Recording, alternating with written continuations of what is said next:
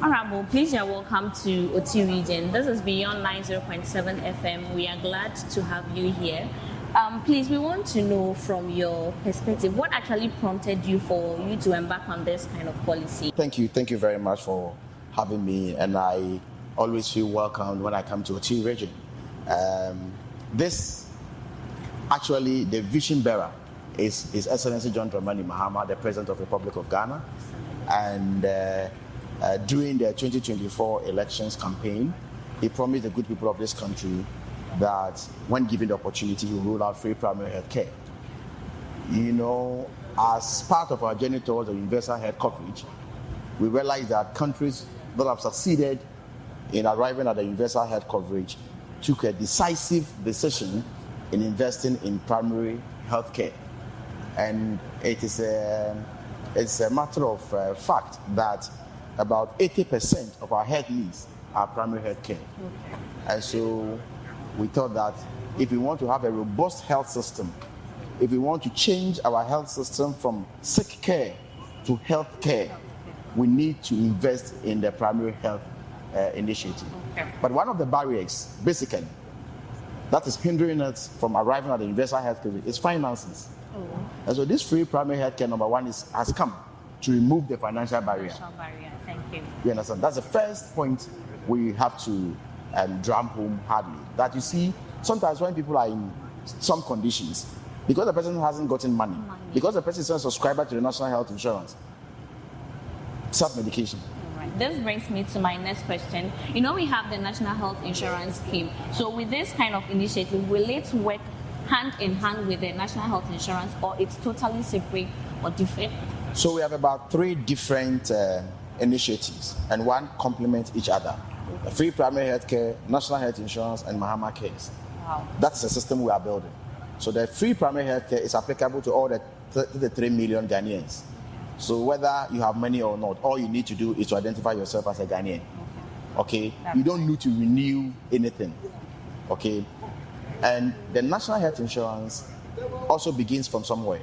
Okay. The free primary health care is applicable at the CHIPS compound, at the health center, at the polyclinic. That's where it is. Prevention, curative, and promotion. Wow. So you will not say that because there's free primary health care, you go to the district hospital. Maybe with time, we may expand it. Exactly. But it's not applicable at the moment at the district hospital. It's not applicable at the regional hospital. Okay. And it's not applicable at the teaching hospital. Okay. And that is where you will need a national health insurance. So through this medium, we're encouraging all Ghanaians that yes, you have free primary health care, but you have to be a subscriber to the national health insurance. Exactly. So after your screening and everything, and you are referred, then the national health insurance will also take you from there. Okay. Then where the national health insurance care also ends, especially with non-communicable diseases, the cancers, then Mahama Cares also comes in. Wow. So you see the system we are building. So one complements each other. Indeed. One is not a replacement of the other. All right, indeed. All right, so Honorable, please, what message do you have for people who critique or are kind of skeptical about government healthcare intervention programs? Well, I think that what we have to know is that it's for all of us. Okay. So we should not sit on the fence and criticize. We should rather be part of the system and make it work. It's our health. You understand? Yeah. This is personal. You and I, our health. I don't think we should do politics with our health. Exactly. Okay? It is something that we must all take a unanimous decision. We must all come together, unite, that this is a good policy. Let's all guide it. Of course, every initiative and program is prone to abuse, but it is a responsibility of you and I to make sure that this program, this initiative, this policy works and works well for all of us. All right. And finally, what advice do you want to give to the young people out there who want to, go into health sector? People don't want to even go into the nurses training anymore. What advice do you have for the youth? Well, the health professionals will tell you it's a calling. And once it's a calling, you have no option than to go because it's a calling. I think it's a noble profession. We have a peculiar challenge as a country where a lot of them have completed, yet they've not been absorbed and they don't have work. That is what is, breeding the frustrations, and legitimately so. But government is taking steps to be able to absorb this backlog.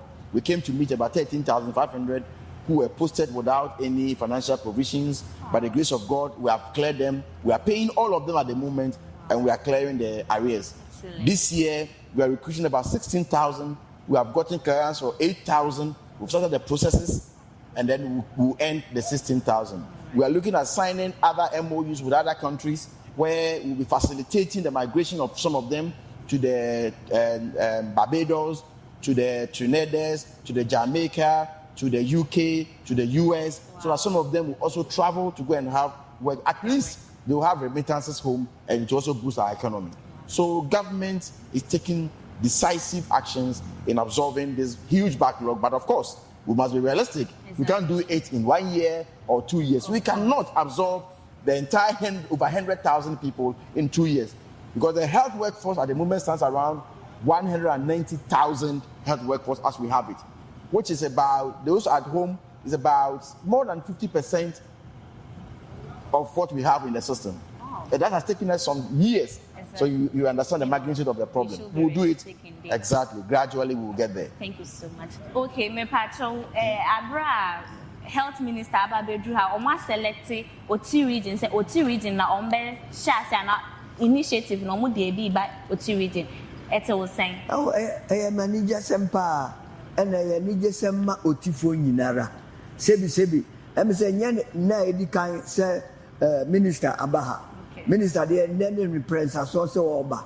Na tembia oba asemo kan say yeah improvement ding asemo have issues no kakra wa hanum na yan kan no kware ye na last kura na baby a we last there na obi a sebi o ye nyame nipa suro obi a oti nipa ase obi a wa ye adwuma no ni nipa aye adwuma da na ese eye den ara ese o twene ni hwe ha enti wo twene ni ahwe ha eye de so aba eye de se primary health care no ye hwe ase wo ha eye anibia sempa nsem bebre a waka na ebi nti ase no atwire yeso ebe kyerɛkyerɛ mu eye asempa nkwa na odi aba yeah.